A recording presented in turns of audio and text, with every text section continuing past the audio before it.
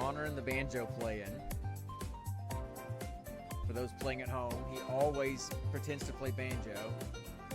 But often, when the banjo's playing, he acts like he's playing a clarinet for some reason. Or a saxophone. No, see, wait.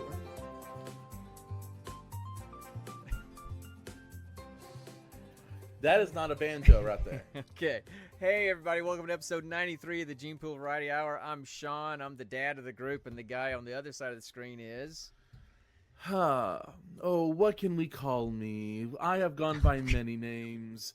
I have gone by Connor. I've gone by Bo. I've gone by that guy. I've gone by Hey Sir, you can't do that here.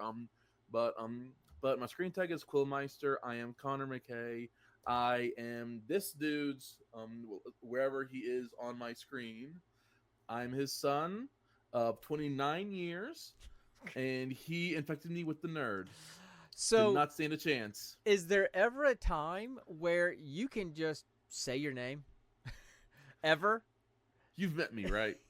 I never do anything by dude, the book. It's almost like you know the announcer at a wrestling match, and you're just rolling on and on.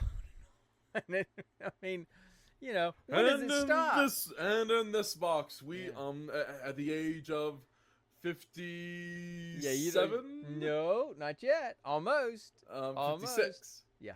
Well, and in this box at the age of 56, the cranium cracker or the coffee guzzler, the you know you love to hate head gamer. I should not have said anything. Yes, I should true. not have said one thing about that. I mean, come on. You've known me for how long? Oh my gosh. I just figured at almost 30 you would start to have a little restraint, but apparently not. So, anyway. No, that's not me. So, and if anything, ever since I started working with kids over the past 2 years, I've become more unhinged. Because if you're going to work with kids, especially at the age group I am, you have to match their energy. Right. If not, you're going to drown. Right. Well, anyway, so we got a movie to talk about. We've got friends to talk about. We've got lives to update on. Yeah, movie by definition, movie. Anyway, you see, if you're watching the stream, you see it on the screen. We're going to talk about Resident Evil Retribution, which apparently is like the third or the fourth movie in the Resident Evil series. Pretty sure it was the final one, wasn't it? No. This was 2012. I think there's one in 2016. I think there's another one coming out. There's at least, I think, 4 or 5 of them. I should pull up IMDb and see. But but anyway, so we're going to talk about that. Connor's got an interesting question about superheroes and relationships, and I got some nerd stuff to talk about. But other than that, and I have some fun school stuff to talk about. All right, well, tell me about your school stuff. What's the school stuff? Get the work stuff out of the way. Well, we are starting summer camp next week. Yeah. And that is gonna be really fun because guess what? What? My supervisor is giving me and my co-teacher Rita full autonomy to write up our own lesson plans. Oh, that's scary. Why? I mean, Why is that scary? I don't know Rita, but I know your brain. So I'm not sure I know where that's going to go. And just to give you a little bit of insight into what we're learning about, let's see. First 2 weeks, it's gardening. Then we have creepy crawlies. Then we have mad science. And then we have superheroes. And then who knows after that? So flowers and bugs and potions and powers, oh my. Exactly. Okay. All right. Anyway. Well, cool. I mean, I think that's great, Connor. I know. I know that's just kind of in your wheelhouse. You like doing that kind of stuff. So good for you, man. I'm very happy. I'm sure you are, and that's awesome. So, I don't really have any life stuff to update, so nothing really to go on there. But I know nerd stuff. I've been playing Borderlands 3 South of Midnight, right? No, really? I finished that. I finished South of Midnight. Excellent game. See, I told you it was. It's an excellent game. The animation style that I didn't like when watching videos of the game, previews and stuff, Yeah. it actually kind of plays off pretty well when you're actually playing the game. So Exactly. that wasn't that bad. And I think there's an option in the settings to if you want the graphics change to almost be exactly like you're playing in stop motion. Yeah, I think so, but I didn't bother with that. I just kind of ran through it and played. It's a shorter game. It's probably about 14 or 15 hours long, but it was enjoyable. Yeah. Like you said, I'm 56. I'm about to be 57. I'm at the age where I don't care about difficulty level. Let's set that sucker down, and just like that setting. It's like if you're not interested in a challenge and you just want to play to enjoy the story, that's the age I'm at now. So I played it on a little bit easier level, and wow. So Declan's doing a D&D 3.5 edition. We're going way back. So hey Dad, what edition did you did you start the family in when you tried to be a DM? Oh, when I tried to teach you guys 4. Yeah. Which was really yes, that's the one that was 3.5. No, that was the one that had come out, and it was very different than what I was used to. I mean, dude, I started with D&D 1.0. 1. D&D 1. Yeah, you were basically the beta tester. And then the D&D 2.0 was called Advanced Dungeons and Dragons, and then it went to 3.0 and that kind of stuff. So anyway, so I've been, I did finish South of Midnight. It was really good. I started playing the new Doom, the Medieval or whatever it's called. Dark Ages. Yeah, I got through the first level of it, and it's good, but then I just kind of got sidetracked with Borderlands 3 again, because I've been researching all the Borderlands 4 stuff, and it just got my juices flowing to go back to Borderlands 3, and I didn't realize, I've beaten the game with Mose and with Zane. Yeah. But I never maxed their levels out. I never, went through and tried to max them out. Yeah. So I think that was your whole thing on a Borderlands 2. You were trying to max out Gauge. You were trying to max out Zero. Oh, I did, because I love that game so much, and I kind of lost interest in Borderlands 3 because I didn't really like the animation style. I'm kind of looking past that now, and so I'm back playing Zane. Yeah, if you look past it, it's a great story with amazing content. Yeah. Well, no. I disagree with the great story because I can't stand the twins. They're I know that they're supposed to be annoying, but they're so annoying, and they take the enjoyment out of the game for me. Jack, really? Handsome Jack was. Oh yeah, Handsome Jack, great, top tier. But he was by far one of the best villains because he was smarmy and evil at the same time. And the guy that did it just played it off really well. But the folks that play Troy and Tyra, whatever her name is, Tyrene, they're supposed to be annoying, and they play that off well, but it's so annoying they just turn me off. I can't. It makes my eye twitch every time I hear the voices. Honestly, I feel like that's a lot of players' reactions to them, just because that's how they were written. But exactly, they accomplished their goal. But I think they. But you have to admit, on paper, you have to admit they are great antagonists. Yeah, on paper, they work really well as an opposing force to your Vault Hunter in this game. Look, when they took Lilith's power, so I want to take them out, of course, right? Oh yeah.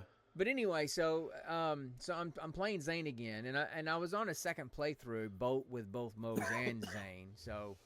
I think I'm toying with Mayhem level 4 with Zane, and I'm at level 67, I think now. Nice. So I'm almost maxed out. But they've added so much since the last time I played. They've added some DLC. They've added some new in-game content type stuff that I'd never played before. They've completely added a whole new fourth skill tree for all the characters. And they did that instead of doing two DLC classes like they have for the two previous games. Yeah.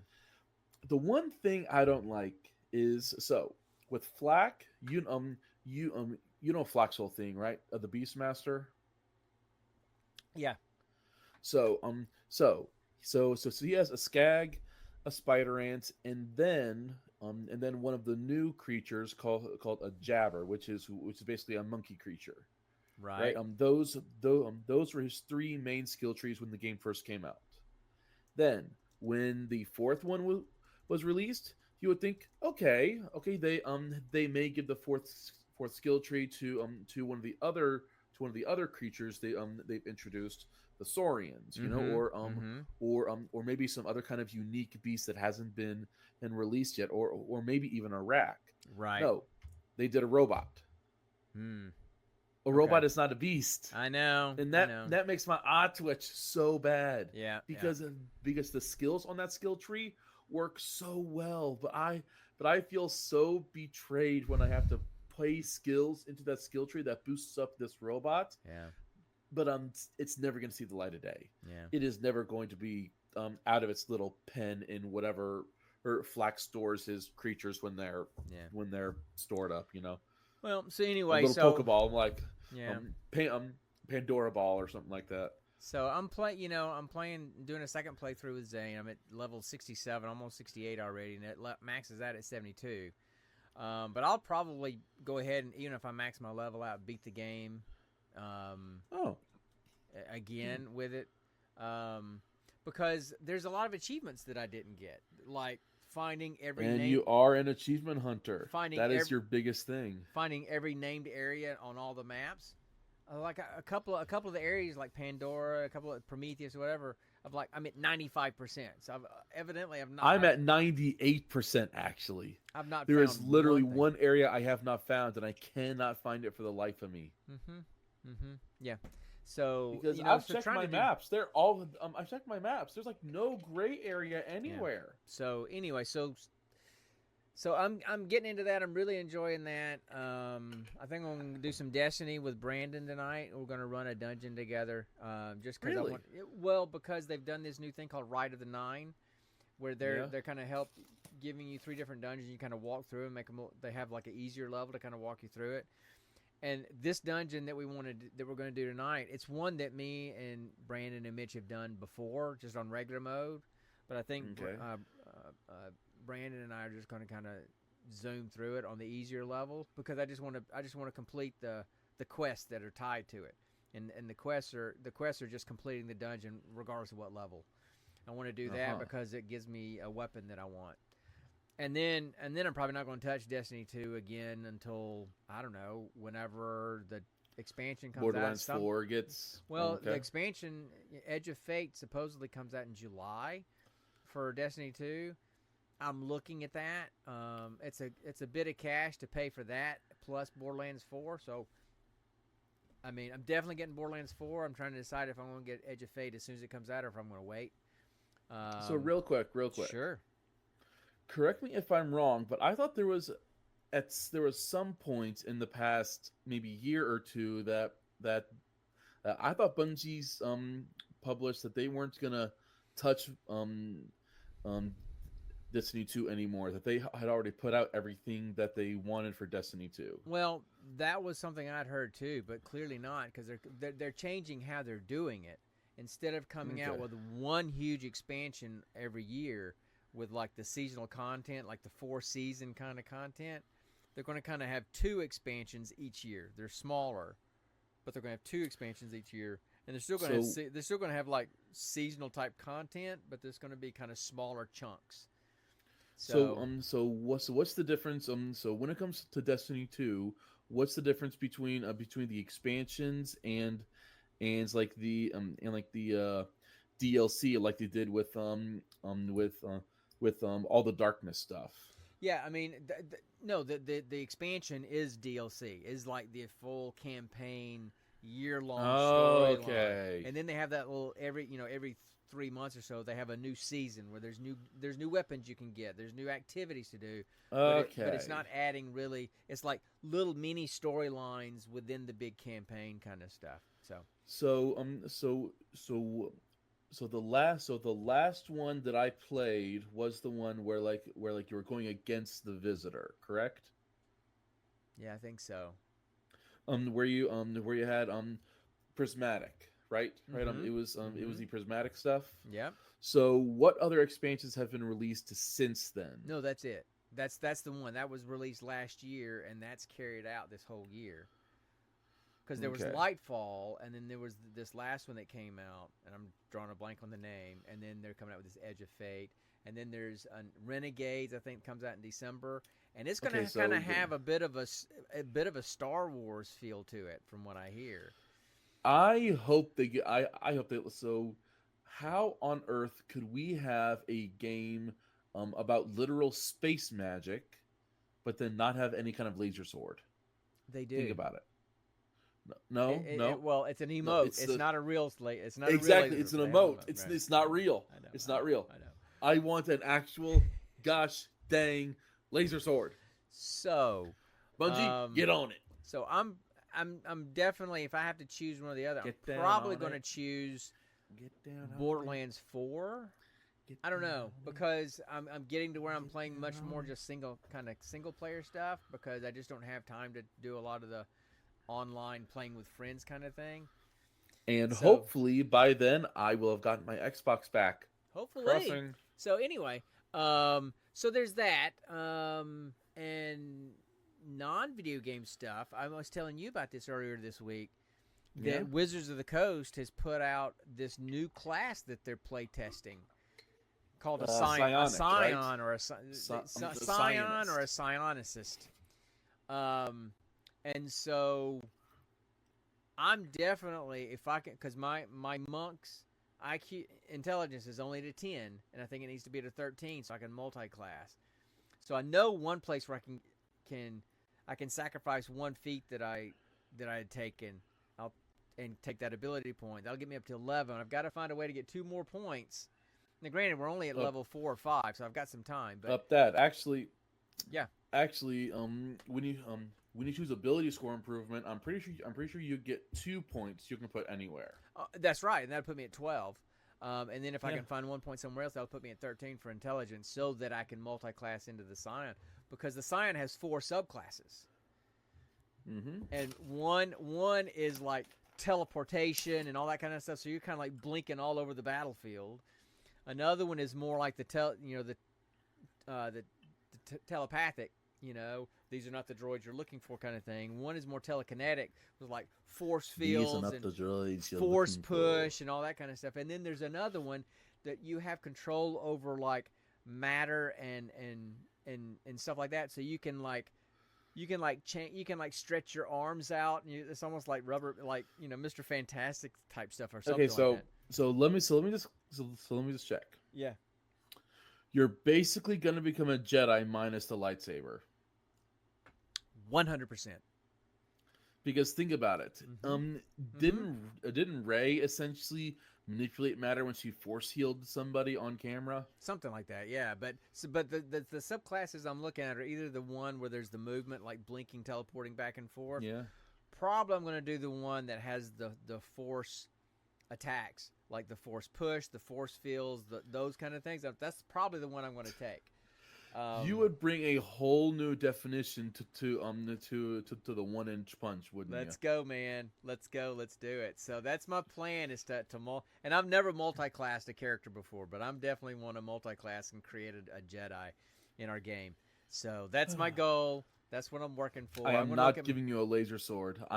That's fine. I'm already giving you my version of the freaking lantern core rings. Look, dude. No. Look. I'm already, a monk. I'm going to be a Jedi. I'm going to be Shang-Chi Jedi, because I'm going to have the 10 rings that I'm working. This is the side quest. I've already got 2 of the 10, so I'm going to have the 10 rings. I'm going to have the monk stuff, the martial arts stuff, and I'm going to have the Jedi stuff. Let's go, man. If Shang-Chi was a Jedi, that would be me. There you go. That's me. I am so looking forward to that. I'm so looking forward to trying that. I'm now tempted to have you fight a squadron of warforgeds who for some reason just say Roger, Roger. Let's go, man. Let's go. I can hire them, right? Anyway. Roger, Roger. So that's kind of the nerdy stuff that's been on my plate lately. Nice. So anyway. Ooh. Yes. So I have a quick question about South of Midnight. Okay. Yeah. So you say you finished the game, right? Sure. Out of all of the people, out of all the stories you played through, which one made you feel the most? Ooh, good question.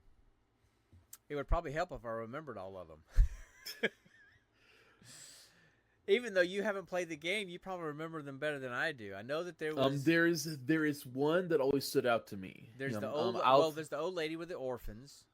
You Yeah. know, what, and then there's Two-Toed Sam, Two-Toed Sam. Remind me of Two-Toed Sam. Which one was he? giant alligator. Okay. Yeah, not him. Not so much. I think the guy that turned into the huge bird, the big owl attacker guy. You know, because of his dad and the abuse, and and his mom dying, and then the guy's boss killing it. You know, the dad's boss killing him, and all those kind of, maybe that one. But I guess that one made you feel the most. I guess, and then but probably the one that was probably the most wide ranging story was the lady. Oh God, the one that's the big spider with the strings and stuff. What was her name again? Something Molly. Yeah. It's Mug and Molly or something like that, or something like that. Anyway, because she was taking in all those orphans because there was all these orphans that had nowhere to go. So not so much a sad story for her, but a sad story for all those orphans. Though they weren't really a focus of that mission, so to speak, or quest line. But yeah, so, and the music was fantastic. I know, right? So good, and because it was so not video game music. It was. I know. It was, and that's the reviews that I'd read said one of the things that's kind of either or in this game is the music. That some people are going to absolutely love it, and some people are going to absolutely hate it because it's not video game kind of music, right? But I agree, because the songs were telling the story of the quest that you were on at the time, the character that you were going up against. So. Yeah. So it was very good. It was a okay. So I don't need a surname. Anyway, the one from the content that I had watched when South of Midnight was first coming out, out of all those stories, the one that made me feel the most was the one of the mom who lost her son in the bayou, Mm-hmm. Oh, and she turned into into like that thrashing mermaid lady, and then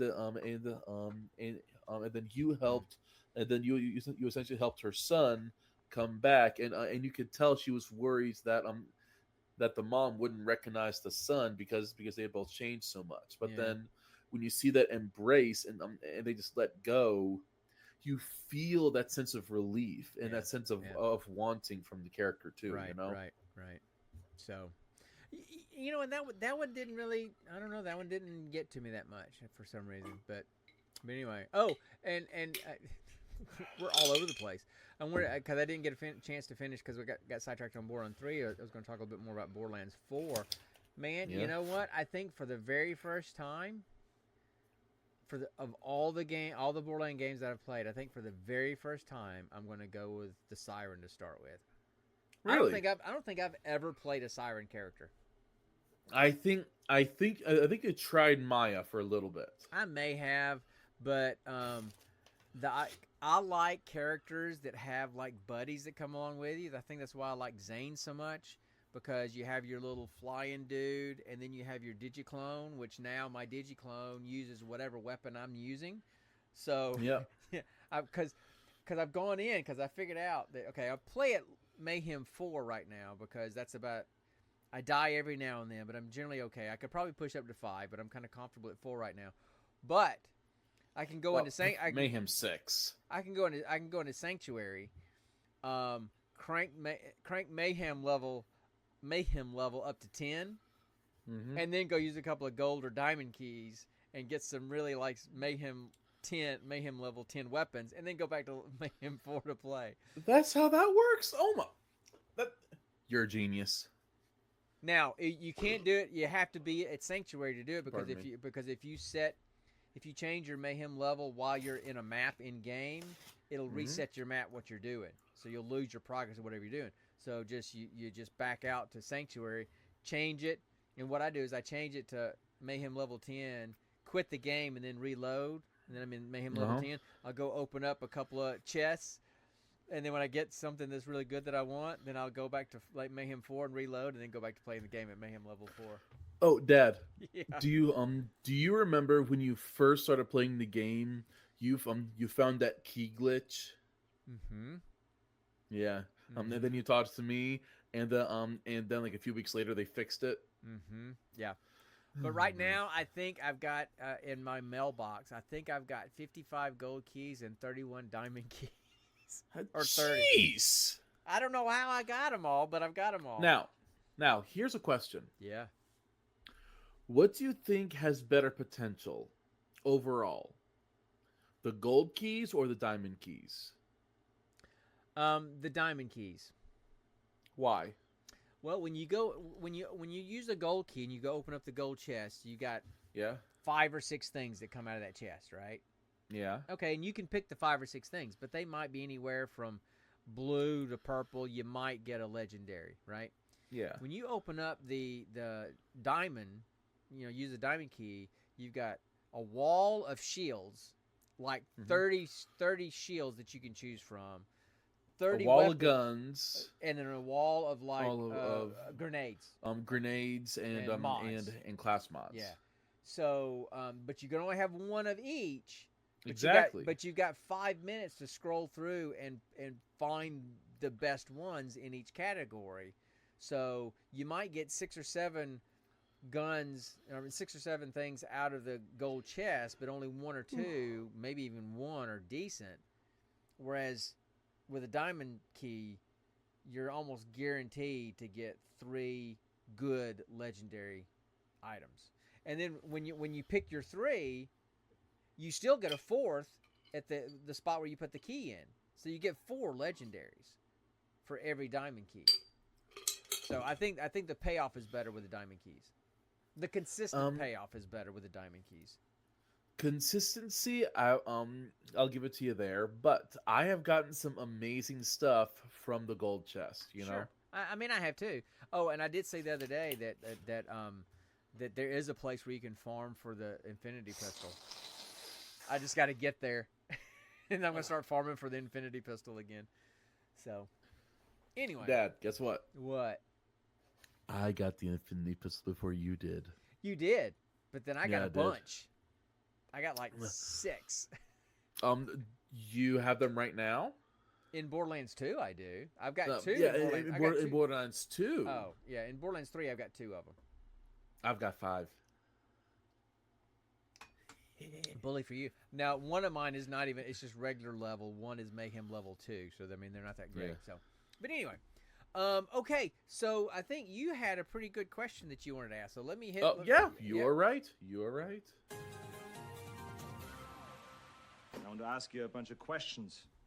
And I want to have them answered immediately. All right, question man. Riddle me this. Shoot. All right.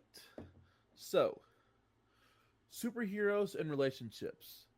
Why don't they work? Oh, I have all kinds of ideas about why they don't work. Oh, same here. You want to go first, or you want me to go first? So, they don't work because of one thing. What's that? The villains.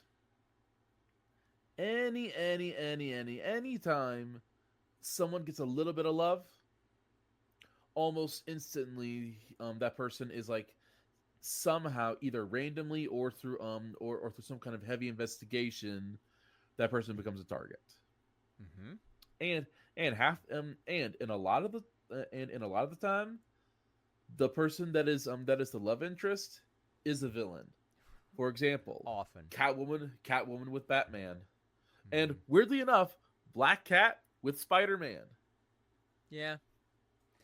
Although, anyway, I won't get into that because that was a terrible movie. But I have yet to see a superhero relationship actually work. outside of Reed Richards and Susan Storm. Yeah, but they're both superheroes, so that doesn't really count. No, still a superhero relationship. Oh, I'm thinking more. I'm thinking more about superheroes having relationships with a non-superhero. Just you think about Daredevil and Karen in the Daredevil show. How difficult that was. Speaking of which, I just finished binging the Daredevil Born Again, the new show. Yeah. Oh my goodness, it was so good. I was watching like 3 episodes a night and staying up till 12:30 every night.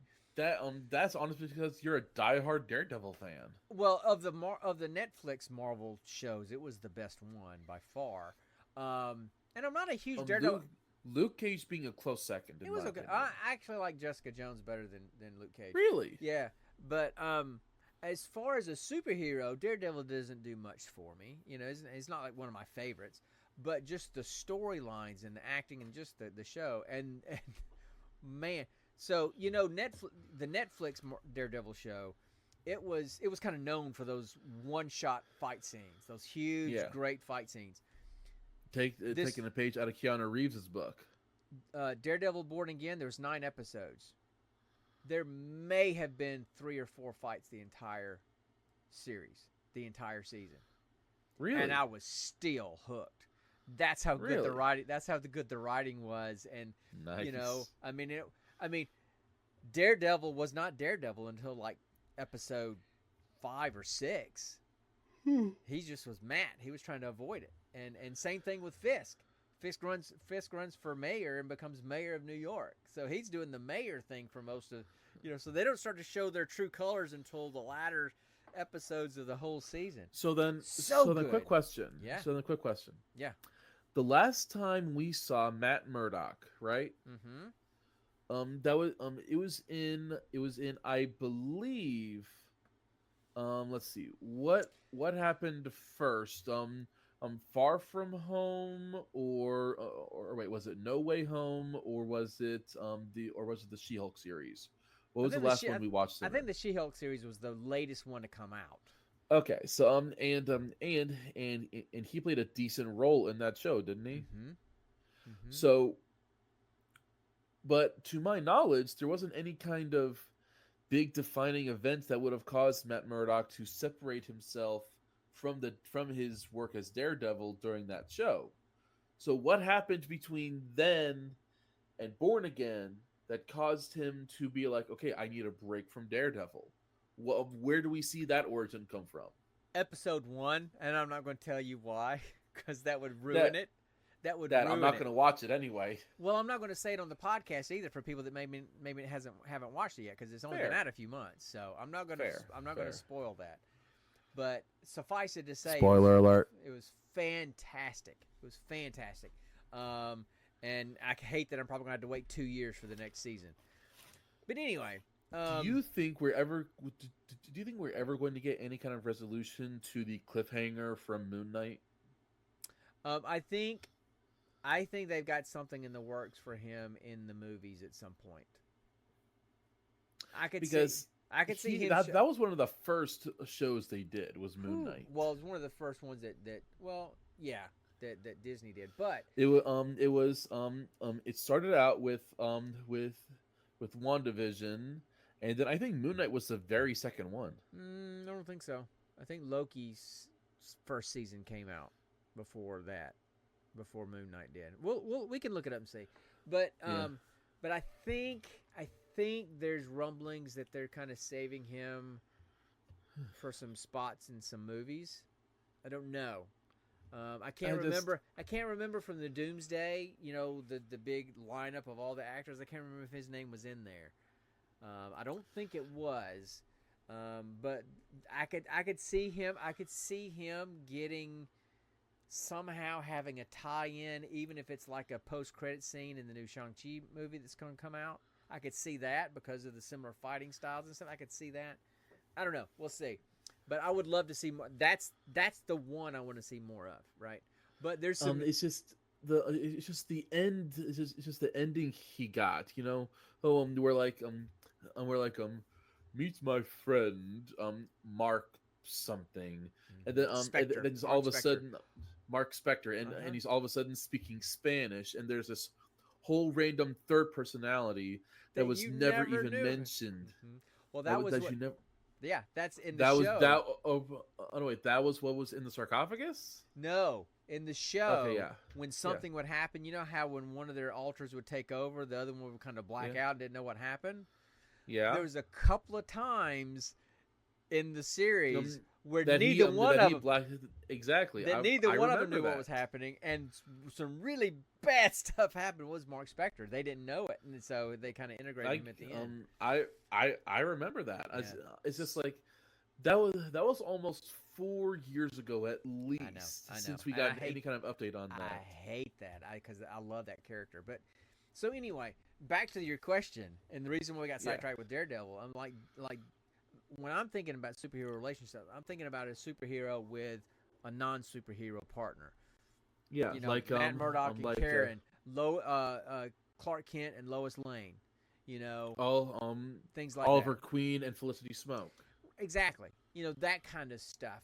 And Barry Allen, Iris West. Yeah, and so, you know, I mean, I think the reason why those don't work is, you mentioned villains, but it's not that something happens to the person as soon as they find a love interest. It's like they kind of become a target by the villain because they're a weakness for the superhero, you know? And that's why a lot of them say they can't be in a relationship with anybody because they don't want to put anybody in danger. So I think that's one reason why relationships don't work. Another reason why I think relationships don't work is because, especially with the Marvel, all of them, you know, especially the DC ones, I guess. You think about Batman and those kind of things with their darker psychiatric history going on, trauma history with a lot of these people. And so these superheroes have this innate psychological drive to constantly help people to the detriment of everything else, to the detriment of their own health, their own lives, their own relationships. So it's kind of hard to keep a relationship when every time you're supposed to be doing something with your partner, the bat light comes on and the bat signal comes on and you got to leave. I just thought of something else. Yeah, go ahead. So similar to how say you're marrying a soldier, right? Okay. You know that their work is going to be very important to them. Sure. And the stuff that they do is vital to safety, security, and all that. So you know that sometimes there may be moments where they have to choose their work over their personal life, right? Exactly. That's what I'm saying. So it's exactly the same with superheroes, and you know how every superhero says, I can't tell her my identity, but what do they always do? Tell the identity. Well, and then it creates this power shift. So like you're not paying enough attention to me. I was literally stopping a bank robbery by a man in a giant rhino suit 2 hours ago. I'm sorry that I missed dinner. Or, you know, so they have this whole thing of, and they always write it this way: you're not paying enough attention to me. What about my needs? I have to take care of an entire city because I'm the only one physically empowered enough to do so. Yeah, well, I mean, that's part of it. Like there was a scene in the season finale of Daredevil that was just that, with the love interest that he has in this season. That was exactly that going on, you know. You're just pulling away from me. You're just so distant. What's going on? That kind of stuff, right? But, you know, another thing is that the non-superhero side, you know, when they find out the person's true identity and what they're doing, because they love them, they don't want them to get hurt. And so they get to the point where they're like, I can't do this because I can't live my life wondering if you're going to die every night when you go out, you know? So that's fair. There's so many reasons why they just don't work, which is why I think The Boys plays up on this a bit, right? It does, except for Huey and Starlight, and they try to work on it. But he's but he's always got his, you know, kind of low self-esteem and kind of this, you know, kind of stuff. There's always that power differential thing that you talked about. It's just flipped because she's the superhero. Yeah. But and look, I watched the first 2 seasons of The Boys. I never watched the third, and I haven't watched the fourth. It's just, look, the gore is the gore. It's pretty gory in places, but it's the raunch that gets you. It's so much raunchy stuff. I mean, I'd forgotten, and I said, I'm going to try to watch the 3rd season and then see what the 4th season's like. Very first episode, the first 5 minutes of the first episode of season 3, and I'm like, nope, not doing that. Yeah. You remember the scene in the first? Have you watched it? With I'm all caught up, Dad. The incredible shrinking man, and yeah, I can't do it. Can't do it. So I just turned it off. I mean, there was a literal scene with a man and an elastic prehensile Haschenwässer. Anyway, so, but in there, that's why, and I think that's kind of why I don't want to go there. I'm not going to go there, man. But no. I'm thinking of a scene with MM. Okay. Anyway, let me finish my point. So, in The Boys, that's why that comic series. Okay, I'm gonna wait until you finish. So we're just gonna kind of say I'm gonna play some elevator music, let him finish his laugh. Sorry, people. He gets the giggles, and there's nothing we can do about it. Okay. So with The Boys, I'm good. I mean, I think that's the way The Boys comics were written. It's just like they're so hedonistic. Like the sex orgy parties, and they're just so hedonistic because there's all these people with superhero powers, and they know that they're better than everybody else, so they just live this hedonistic lifestyle of hookups and all these kind of things. There is literally a scene in season 3 that's literally all about a superhero orgy that meets annually. Yeah, it's like it's called something gasm. I forgot what it's called. I remember that. Herogasm. Yeah, and I didn't get that far, but I heard about it because they know that they can't have real relationships really, and you can't help but kind of get a big ego if you have superpowers that nobody else does, and so there's all these conceited narcissistic people with superpowers just hooking up. So that from a psychological point of view, I could really easily see how that happens. I think if real people had superpowers, it would go much more in the direction of The Boys than Captain America first Avenger. Oh, yeah, definitely. It's like when he became this super not good guy, because like it said, the super soldier serum, it just enhances what's inside you, right? Exactly. That's why John Walker became kind of a bad guy, because he was kind of a narcissistic jerk to begin with. Exactly. So I think if we had real people that were superheroes, it would be much more like The Boys than it would be anything else. Oh, definitely. So 100%. I think for so many psychological and relational and safety reasons, I just don't see how superhero, non-superhero relationships could ever really work. Yeah. I mean, yes, you have some. You have, Tony and Piper, Pepper Potts. No, yeah, Pepper. Pepper, not Piper. No idea where you got Piper from. I know. And Piper is pretty stinking close. You have Tony and Pepper. And then you have a Scott Lang and Hope. Yeah, but neither Scott one. And Hope. Yeah, but neither one of them are really superheroes. They just have super suits. So they're both normal people with cool suits. So she can do so then she can do this. So that's kind of so then it goes down to your definition of what makes a superhero then, and that's a whole other thing. Right.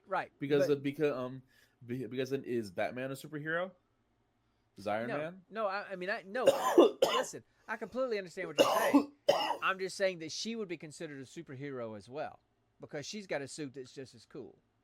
No, I know. Right. So that one Lang and Hope, Scott and Hope don't really count because they're both superheroes, right? Fair. But the ones you mentioned, like all, like Oliver Queen, Felicity Smoke, Barry Allen, Iris West. Yeah, those make more sense. Peter right? Parker, Gwen Stacy, Mary Jane, and a whole bunch of other people. Yeah. So that makes, and you see how all those turn out. Not good. Very rarely do they. Weirdly enough, in the comics, Mary Jane is actually a very nice ending for him. But fun fact, in one line of comics, he ends up cheating with her with this other spider hero named Silk, because her powers are based around a female spider, and it's a literal pheromonal response. They literally cannot resist each other when they get to a certain distance of proximity to each other. Cool. It's a very cool scientific line of comics. Science. Okay. Of course, that's why we read it. Not the other stuff. Of course not. Of course not. So, anyway, so yeah, I mean, I think that was an interesting question, but I think yes, there are some relationships, but look, Barry and what's her name, they had problems. Iris West. Iris, they had problems. You know, Oliver and Felicity had problems. She ended up leaving the show a year early, but so they broke up. Clark and Lois had problems. Pepper and Tony had problems. I mean, they tried to make it work, right? But I mean, good grief, to make it work for Captain America to make it work, he had to go back in time and just stay there to make his relationship work and just quit being a superhero. That's a whole other line of thinking, because think about all he knew, and he had to let it happen. And imagine how that must have felt. I mean, like, that's how would you describe that? Painful. No, so let's see. So there's post-traumatic stress disorder, right? Yeah. This wouldn't be post. This would be pre-trauma stress disorder. But no, because it would be. No, think about it. It would wait. It would be pre-traumatic disorder, or would it be post-traumatic disorder? No. Because he's experienced the trauma. Pre-trauma anxiety disorder. But he's listen. You're talking to the psych doctor. PTAD. Okay? So because he would have experienced the trauma, so it would be post. But then he would go back in time to before it happened, so it would be post-pre, right? Or no. I'm talking about all the horrible historical events that happened before he was de-iced, that he then had to relearn, but he never experienced. Yeah, them. right. I get it. So like the Cold War, Cuban Missile Crisis, 9/11. He never experienced that stuff. So, but he knew about it because he had to learn when he was trying to catch up to history. Right. So that's pre-trauma anxiety disorder. I guess so, but this discussion is starting to weirdly sound like that episode of Big Bang Theory when they're trying to solve the Back to the Future thing. Has, have, had, will have had.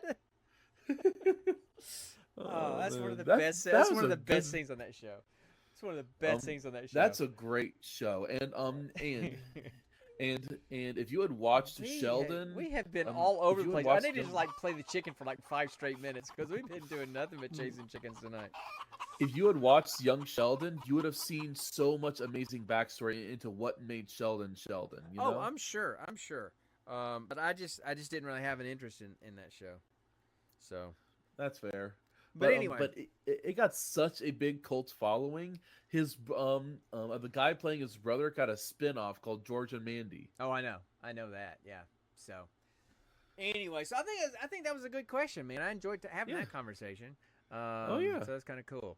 All right, so how about we talk about this movie? You want to talk about this movie? Let's do it. All right.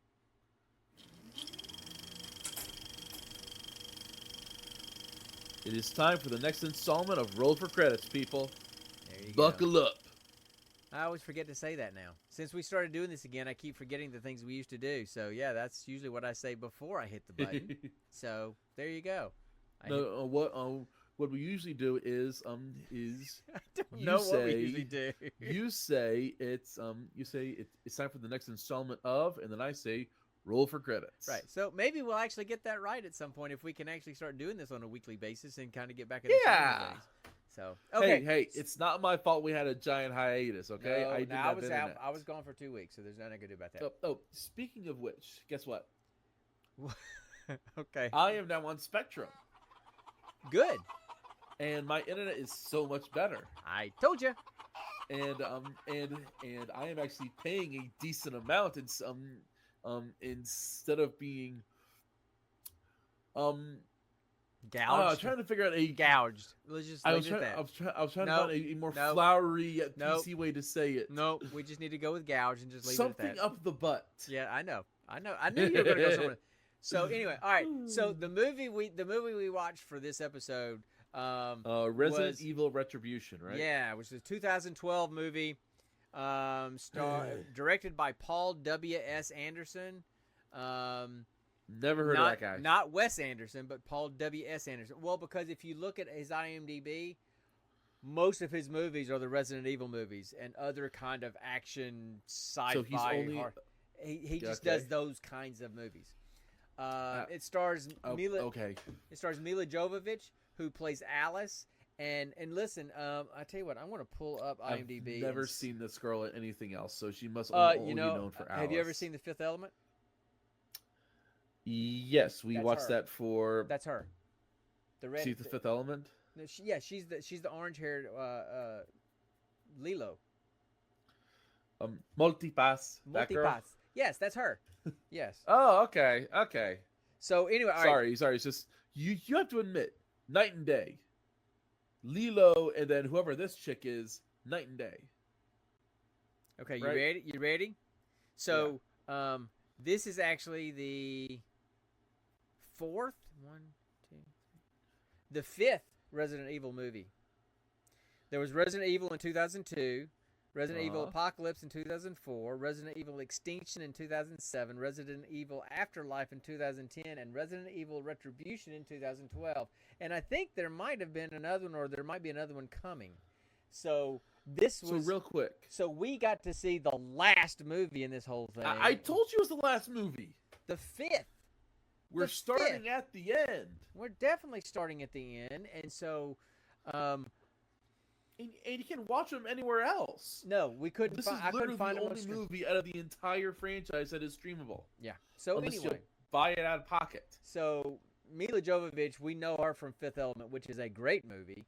Fantastic. And then is that Vin Diesel or Bruce Willis in that movie? Bruce Willis, man. That's Bruce Willis. Okay. Yeah.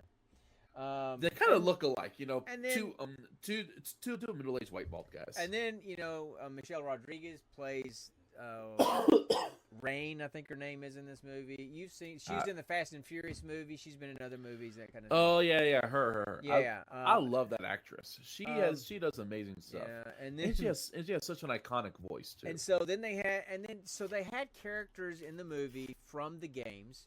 There was Jill Valentine. There was oh god, what's the guy's name? Not Chris. Anyway, there's a guy in there. I've never played a Resident Evil game in my life, Dad. And then there's Ada Wong. I remember her in the games. Do you know what the actress's name is that plays Ada Wong? Tommy Hilfiger. I don't know. Her name is Bing Bing Lee. Bingli. Her name is Bing Bing Lee. Bing Bing is her first name. Lee is her last name. Anyway. That has to be a screen name. It's got it. Anyway. That has to be a screen name. So they tried to do like at the beginning, with Alice's character trying to kind of say, almost like things that have happened in the past, right? Try to kind of give backstory. But apparently there was 4 movies of backstory to go through to try to catch us up to speed in 5 minutes. So I was lost. So was I. I mean, look, only thing I remembered was the Umbrella Corporation. Well, and the that's Umbrella just because Corporation created this virus, the T virus, that they were trying to use, but the side effects were it turned people into zombies, and then somehow Alice worked for the Umbrella. zombies turned into vampires or something. And so then Alice worked for Umbrella as security, but then somehow she became against the Umbrella Corporation, and then she's infected. Immune. She got infected by something which made her immune and gave her superpowers at some point. And then the main bad guy, who was who ran Umbrella Corporation, took her powers away from her. And then they thought that they had killed off the AI and that was running everything. Turns out they didn't. And then Jill Valentine, who used to be one of the cops in Raccoon City, somehow she was wearing like some kind of thing where the AI was controlling her, so she was now a bad guy. And then we end up here. And the movie starts where they're on some looks like a big tanker ship with a bunch of refugees that gets attacked. Alice gets blown off the ship, starts to sink, and then she wakes up in a facility. In a white room. She wakes up in a white room. But before she wakes up in a white room, you see her in like a little suburban house as like a housewife with a child. And I got some issues about that kid too. I'll tell you in a minute. But I got a bunch of issues. And stuff with the movie too. So anyway, but then she wakes up from that, what she feels like is a dream, and she's in this big white facility, this Umbrella Corporation. And then somebody hacks the computers and she helps her escape. And so then the whole story is her trying to escape and her friends coming to help her escape, and they're trying to destroy this underground bunker that Umbrella Corporation has created. And we go from there, right? So then there's all the action and stuff about the movie.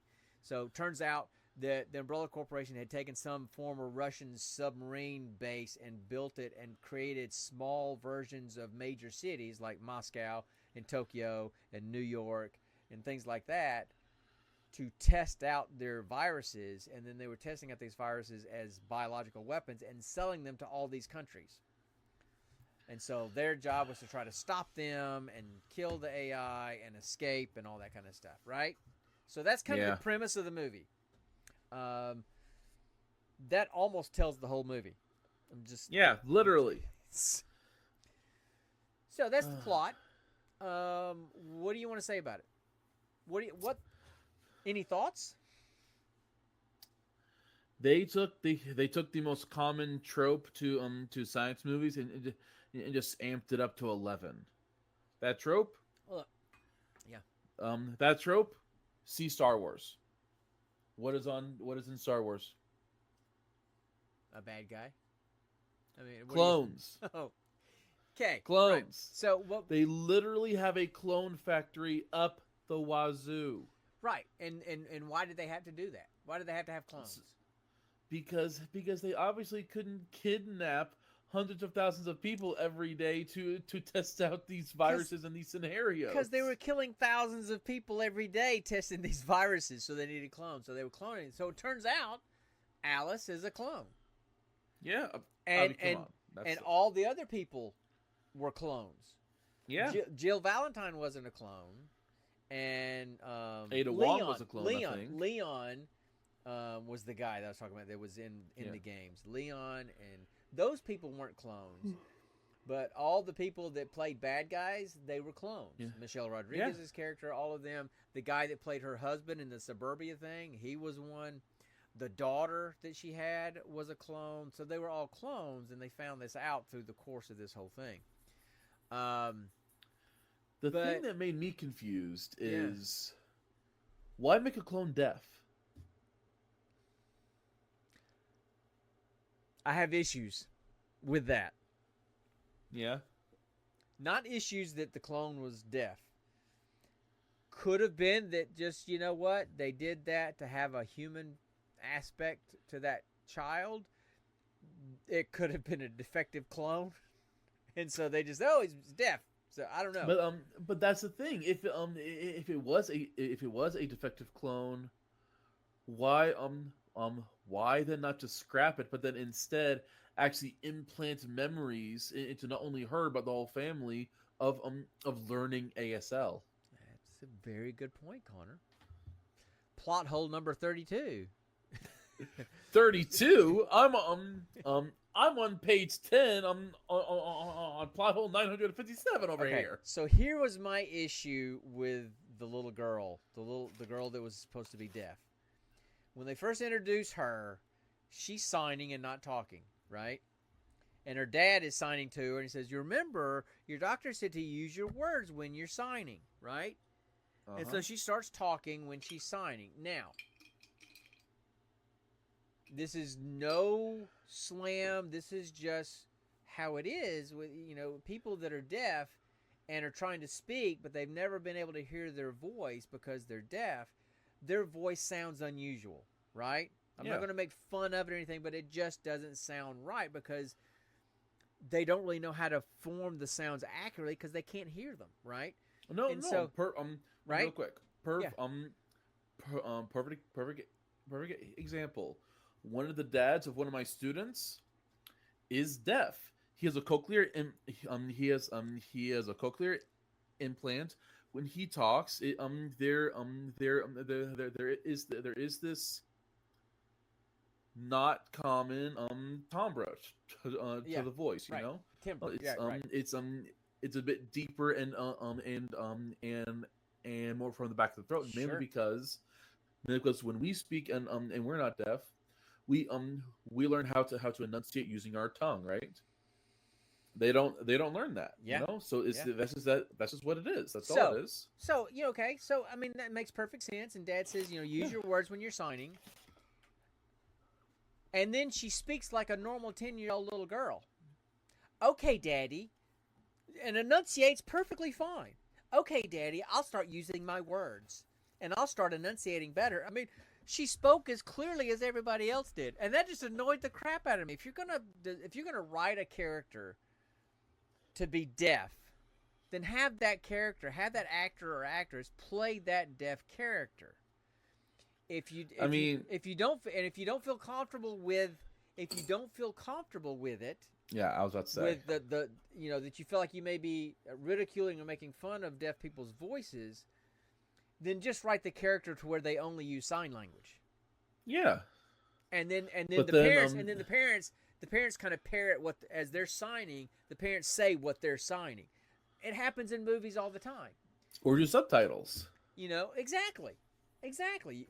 So there were so many ways they could have done that better than having a clearly normal hearing, normal speaking child try to play a deaf child that was using their words, learning how to formulate their words, and she spoke more clearly than I did. Mm-hmm. So it just annoyed the crap out of me. I bet. The other thing was at the beginning when she's in the facility and everything's white and white background and all that kind of stuff. Mm-hmm. I told you when we watched this movie, it just made me feel like I was watching Olin Rogers' The Last Scene again. I know, right? If you guys don't know what I'm talking about, if you've never heard of Olin Rogers' The Last Scene, look it up. Look it up on YouTube. It is he does funny videos. He's done some animated television shows now. But anyway, it's like making a farce of like the last scene in an action flick with like the speeches back and forth between the good guy and the bad guy, and it's called The Last Scene. The problem is the last scene goes on for about 15 to 20 minutes, I think, or at least 10 minutes. In several installments. Multiple videos. So the last scene takes like 10 scenes to get through the last scene. It's just hilarious. And just the white background and just the black and white. It just I just felt like I was watching an Olin Rogers The Last Scene video, and it just made me laugh. Another thing I have a problem with that scene. So first off, why immediately? So okay, we have our main character, our main heroine, in the middle of the room in a towel. Yeah. How? And the AI doesn't like her, right? Right. So who then gave her the full-on leather dominatrix battle outfit? Yeah, that was kind of unclear. But who?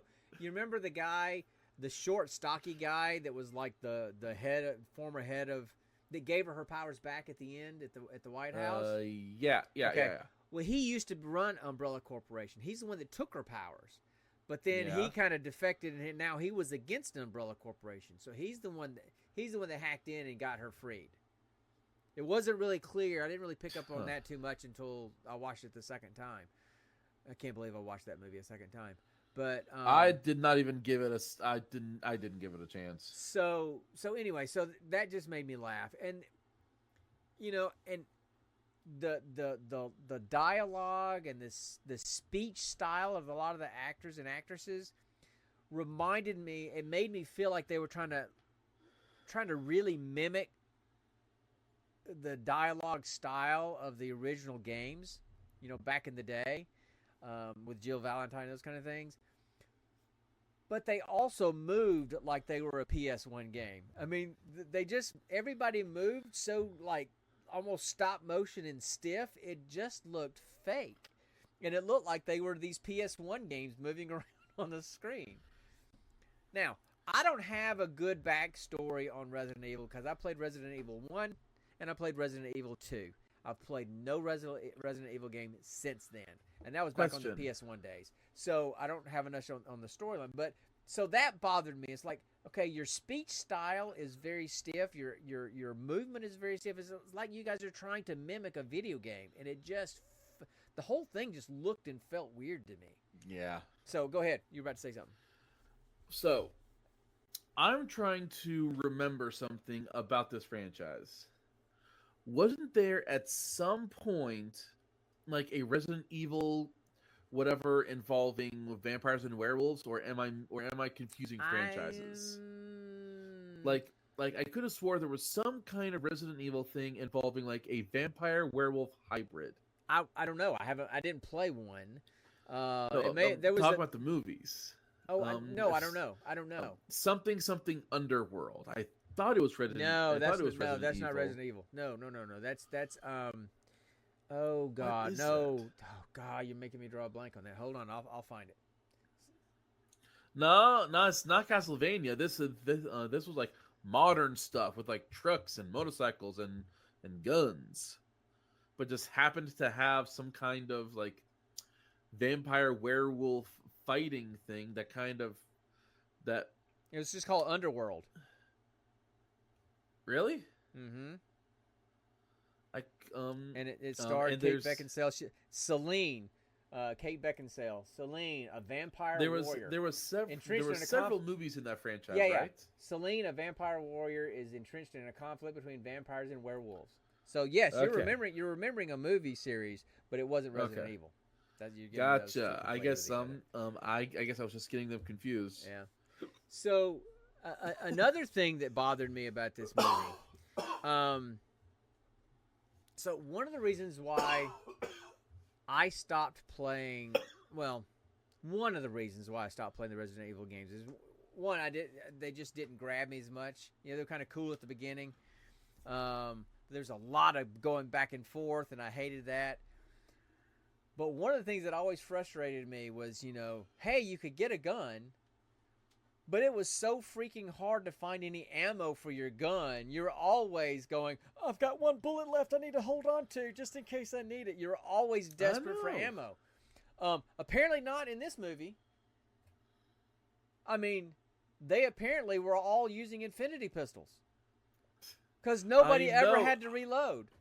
I know. I noticed that too. There was that they were literally rounding pistols going against those two mega big zombie whatever the crap. Yeah, so in that scene with Ada Wong, Alice had the two Uzis, right? Yeah. But or machine pistols, but Ada just had a regular like 9mm type pistol, right? Okay, those things can hold. At most, if you've got like a huge pistol, a Desert Eagle kind of thing, you might be able to hold 15 rounds. Most are about 10, right? I counted. Now, I may have miscounted.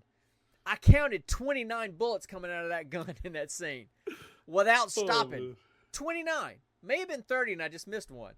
But I'm like, okay, I ain't never heard of a 9mm pistol with a 30 round in it. How long would the magazine have to be if it could hold 30 rounds? Do you think? I mean, it'd been like a pogo horse, you know. Thing.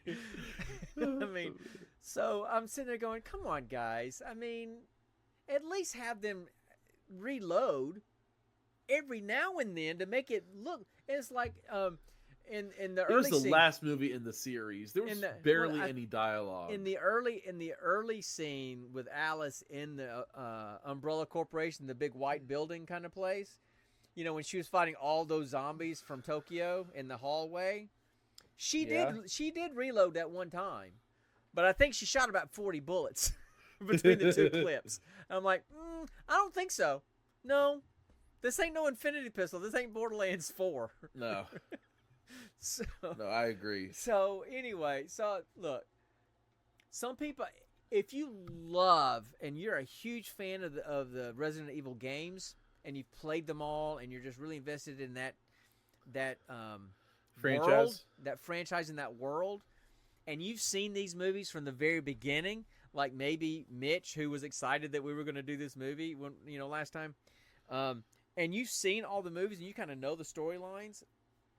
And you get to the point where you can just kind of appreciate movies that aren't good, and you just appreciate them for what they are. You know, because we've had some movies that are like that we kind of like. Yeah. That were bad movies, but we liked them anyway. We appreciated them. Then I guess I could see you following along with this stuff. But I don't like this or appreciate this movie at all. But for one person in this duo here that has never played a Resident Evil game, and another person who has only played the first two back in the PS1 days, and having never seen any other Resident Evil movie, this was a slog to get through. So the biggest problem I had with this movie, almost no coherent dialogue. Almost no coherent dialogue because you were watching the ending of this franchise, so you were literally trying to figure out all this history that these people had with each other as you were watching it. It would literally be like if somebody watched the last Harry Potter movie before watching the rest of the series, or watching the last Star Wars movie, having never watched any other Star Wars stuff at all. Which trilogy though? That's the thing. No. I mean, just the storyline. Take it chronologically. Okay. And you watch the very last movie in the storyline. Episode 9. Right. Okay. And you've never watched any of the other movies or TV shows or anything. You just start with the last movie. You'd be just as lost as everybody else.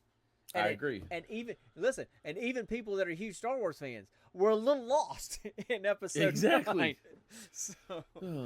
So anyway, why bring back Palpatine? The guy was gone.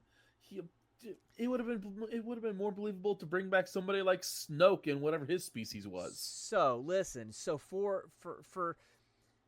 fans of the Resident Evil franchise, video game, movie franchise that has invested all these kind of things, hey, sure, watch it. It's a good movie. Yeah, go ahead. I'm not going to say it's a good movie, but you're invested in the storylines, you're invested in the characters. Go ahead and watch it. But if you're not, don't. It's not worth it. I agree. Because, one, we're lost, and two, it wasn't very good. If I'm watching a movie that I'm kind of lost in, but it's a well-done movie, and I just am missing something, I'm just not getting something, I'm okay with that.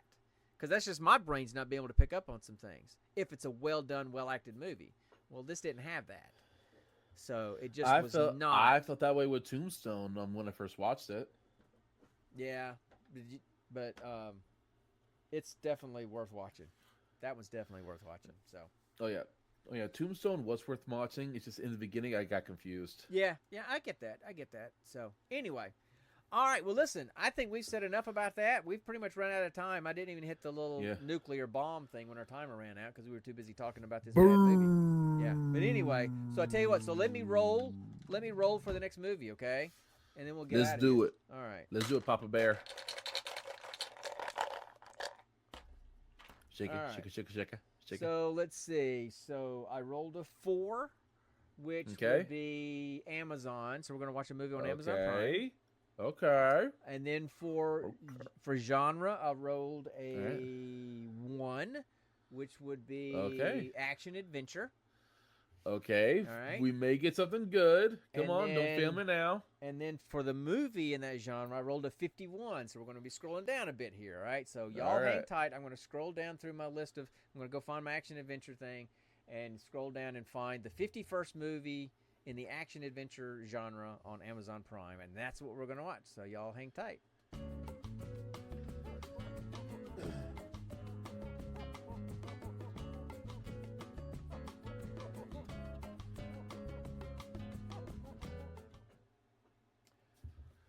Oh, this might be good. Oh? We are going to watch a movie called Shadow. Oh. It is a Chinese martial arts movie. So Okay. So we'll have to read subtitles. I am no stranger to that. No, I know that. From the pictures that I'm looking at, it has a very Crouching Tiger, Hidden Dragon kind of vibe to it, but kind of darker, almost black and white type. Ooh. So when was it made? Hold on, let me look that up. 2000. It's not showing it on the screen. Hold on, let me look it up. 2000. No, not what? 2000. No, I said I was guessing, and then I couldn't find it. It's not on the screen, so I got to look it up on IMDb. Hold on. Shadow. 2018. 2018. 2018, and it's in black and white. It's not. It's the screenshots I'm looking at. They're not in black and white. It's color, but they're very, very blunted colors. So it's almost like dull sepia tone black and white kind of vibe to it. Okay. You know? So yeah, it looks really cool. So that might be one that's going to be fun to watch. So we're going to be watching Chinese martial arts movies. I mean, not Chinese martial arts, but a Chinese martial arts movie. So are we gonna be watching Kung Fu? Are we gonna be watching Tai Chi, Muay Thai? Oh, I'm guessing it's not gonna be. Well, Muay Thai is Thailand, and Tai Chi is more the smooth, nice movements kind of thing. This I'm looking at the little trailer going on right now. This definitely looks like no Tai Chi. So although that thing about it, if you sped up Tai Chi, it's all about redirecting attacks. If you think about it, That's true. You know, he's taking a bonus action to deflect attacks. So anyway, okay. So that's it for tonight. Thanks Declan for stopping by. Thanks for everybody that listens on the podcast. By all means, download these things. We put the stream up on YouTube, so I'll be uploading that to YouTube here soon. Just look for Gene Pool Variety Hour on YouTube. You can see us. You know, we're on all the socials. We're a Gene Pool podcast on Bluesky, Gene Pool Variety Hour, everywhere else. Threads, YouTube, Instagram. We're all over the place. And come hang out with us. We try to do this on Friday nights, and we just talk about random movies and fun, nerdy stuff. So thanks for listening. Thanks for hanging out. And we'll see you guys next time. And always remember, stay nerdy, my friends.